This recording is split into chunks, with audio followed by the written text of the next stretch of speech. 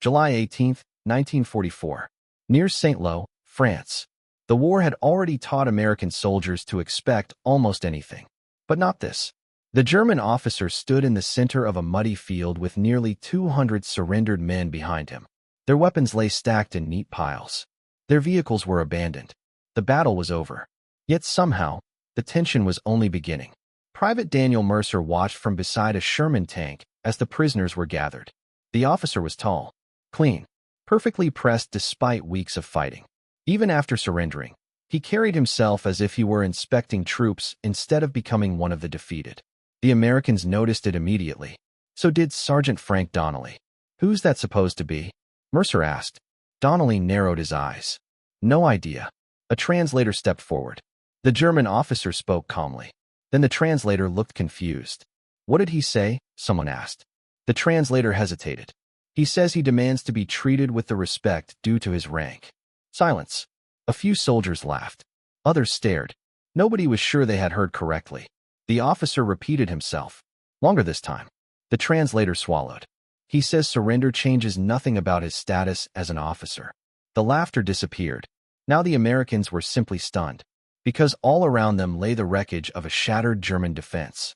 Dead horses, burned trucks, abandoned artillery, and somehow this man was demanding respect. After surrendering, the field became strangely quiet. Nobody knew what to say. Lieutenant Robert Hayes arrived minutes later.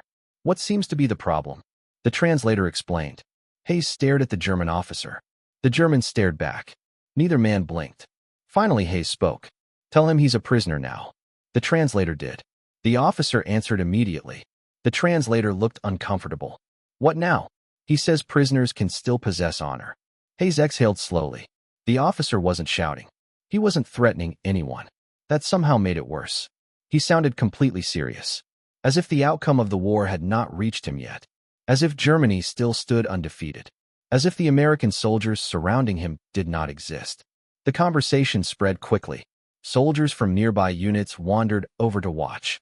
Nobody wanted to miss it. Word moved through the camp. A surrendered Nazi officer was making demands. Captain William Parker arrived next. Then Major Leonard Brooks. Each heard the same thing. Each reacted differently, but none knew exactly what to do. The officer's name was Colonel Friedrich Keller, a veteran of multiple campaigns, decorated, experienced, respected by his own men, and apparently incapable of accepting reality. The prisoners watched nervously. Many looked exhausted, hungry, defeated. Unlike Keller, they understood the war was turning against them. Several even seemed embarrassed. One German sergeant avoided looking at his commander altogether. The Americans noticed. Mercer noticed too. Something wasn't right. Keller wasn't acting brave. He wasn't acting stubborn. He looked offended, as if surrender itself had somehow insulted him. Hours passed. The situation should have been simple, yet it kept growing. Reports moved upward through command channels. Officers discussed protocol. Military police grew irritated. The prisoners waited, and Keller continued demanding recognition of his rank. By evening, the story had reached division headquarters. No one expected what happened next. General George S. Patton was nearby, and somebody decided to inform him. The reaction spread quickly. "Patton, coming here?" The soldiers exchanged looks. Some smiled. Others straightened their uniforms. Even veteran officers became noticeably cautious. Patton's reputation traveled faster than any military convoy. Nobody wanted to be standing in the wrong place when he arrived. The next morning began with heavy fog. The prisoners were assembled. American guards took their positions. Nobody said much. Everyone was waiting. Then the vehicles appeared, engines rumbling through the mist. Heads turned. Conversation stopped. The convoy rolled into camp. And suddenly, every man knew. Patton had arrived. The general stepped from his vehicle. Ivory-handled pistols at his waist. Polished helmet. Sharp eyes. No wasted movement. No dramatic announcement. Just presence. The kind that changed the atmosphere immediately. The room didn't go silent. The entire camp did. Patton looked around. Soldiers stood straighter. Officers became careful with every word. The prisoners watched nervously. Only Keller appeared unchanged. That caught Patton's attention immediately. "What have we got here?" Patton asked. Major Brooks explained. Carefully. No embellishment. No opinion. Just facts. Patton listened. His face revealed nothing. Then he looked at Keller. For several seconds, neither man spoke. The translator waited. Everyone waited. Patton paused, then spoke quietly. Ask him what he wants. The translator translated. Keller answered immediately. A long response. Confident. Measured. Almost rehearsed. The translator finished. He says an officer remains an officer. He requests treatment equal to his station. Nobody moved. Nobody spoke. Patton looked at him, then at the prisoners behind him, then at the American soldiers guarding them. The general's expression never changed. Keller continued speaking. The translator struggled to keep up. The German officer spoke about military traditions, honor, rank, professional soldiers, mutual respect between armies. The speech went on and on. Finally, he stopped. The camp remained silent. Everyone waited for Patton. Patton paused, then took a few slow steps forward, close enough to look directly into Keller's eyes. The translator stood ready. Patton's voice stayed calm, almost conversational. Ask him a question. The translator nodded. Patton never looked away from Keller. Ask him how many villages his unit passed through. The question was translated. Keller answered. Patton nodded. Ask him how many civilians lived there. Another answer. Another nod. The soldiers exchanged glances. Nobody understood where this was going. Patton continued. Ask him how many still live there. The question hung in the air. For the first time, Keller hesitated. Only briefly. Then he answered. The translator repeated it. Patton remained silent. The fog drifted across the field. Somewhere in the distance, artillery rumbled. Nobody moved. Then Patton asked another question. Ask him if rank protected those civilians. The translator froze, then translated. Keller answered immediately. The translator looked uncomfortable. What did he say? Major Brooks asked quietly. He says war is war. The field became still. Mercer felt something tighten in his stomach. Because suddenly everyone understood. This conversation wasn't about military courtesy anymore. Patton nodded slowly, then asked another question. Did rank protect the children? Translation. Response. Silence. Did rank protect the elderly? Translation. Response. Silence. Did rank protect the families buried beneath rubble? Translation. Response. Silence. Each question struck harder than the last. The American soldiers said nothing. The prisoners said nothing. Even Keller's own men avoided looking at him now. Patton finally stopped asking questions. The general stood perfectly still. Then he spoke.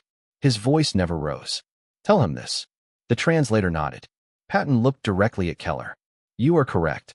A ripple of confusion passed through the crowd. Even Keller looked surprised. Patton continued. An officer remains responsible for his actions. The translator repeated every word. Keller's expression changed slightly. Not much. Just enough. Patton took another step forward. And rank does deserve recognition. The translator spoke again. The silence deepened. Everyone waited. Then Patton finished. But rank also carries responsibility.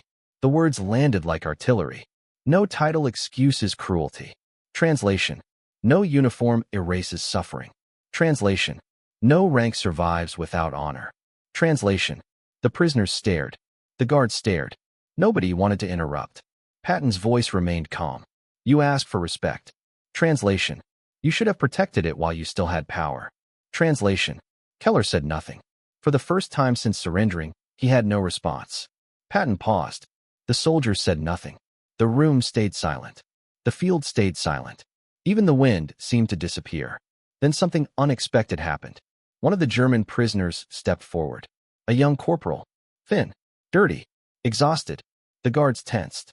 Patton raised a hand. The corporal stopped, then slowly pointed toward Keller. He spoke quietly. The translator listened. His face changed immediately. What did he say? Someone whispered. The translator looked at Patton. He says Colonel Keller ordered civilians removed from a village before it was burned. The field stirred. Another prisoner stepped forward. Then another. And another. One by one. Not defending Keller. Speaking about him. The Americans listened. So did Patton. The stories weren't simple. They weren't clean. Some described harsh orders. Others described moments of mercy.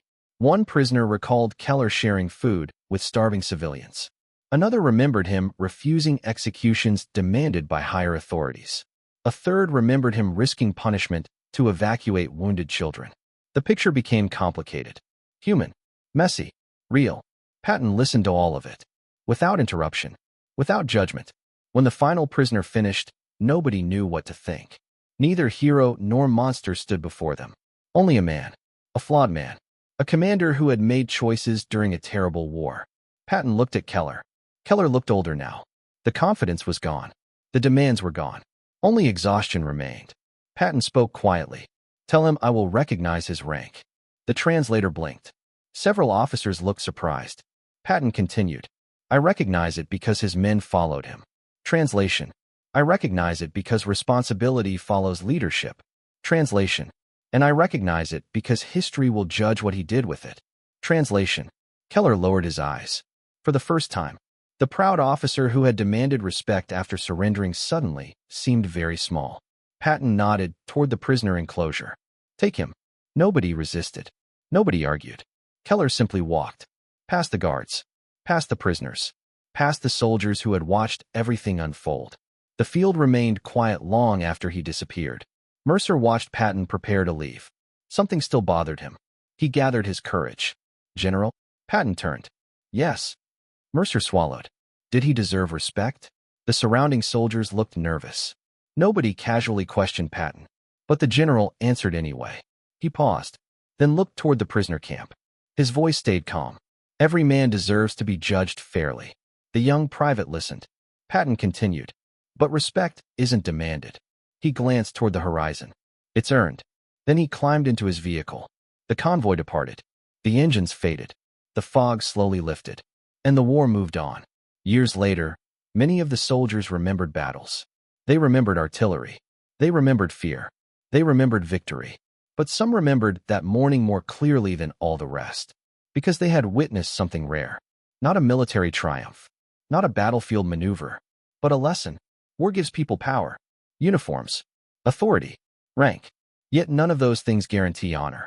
Honor comes from what people choose to do when others depend on them. That morning, in a muddy field in France, a surrendered officer demanded respect. And General Patton reminded everyone watching that respect was never found in titles alone. It was found in responsibility, in character, and in the choices made when nobody thought history was watching.